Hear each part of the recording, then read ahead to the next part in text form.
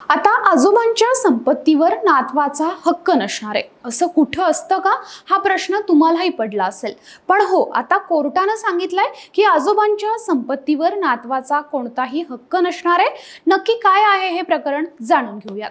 या बातमीमध्ये मुंबई हायकोर्टानं एक महत्त्वाचा निर्णय दिलाय, ज्यात नातवंडांना त्यांच्या आजोबांच्या संपत्तीवर जन्मसिद्ध हक्क नाही असं स्पष्ट केलंय।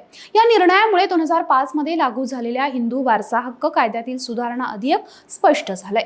त्यानुसार संयुक्त कुटुंबातील संपत्तीत मुलींना मुलांप्रमाणे समान हक्क आहे, पण मुलींच्या मुलांना म्हणजेच नातवंडांना हा हक्क मिळत नाही। 27 ऑक्टोबर 2025 ला नागपूर खंडपीठानं विश्वंभर विरुद्ध सुनंदा या खटल्यात हा निर्णय दिलाय।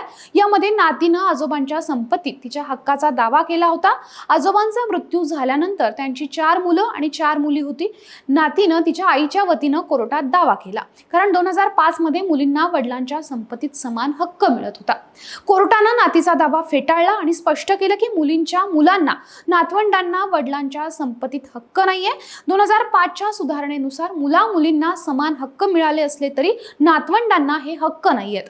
तसंच नात आजोबांच्या पुरुष वंशातील वंशज नसल्यामुळे तिच्या दाव्यात कोणताही कायदेशीर आधार नसल्याचं कोर्टानं स्पष्ट केलंय।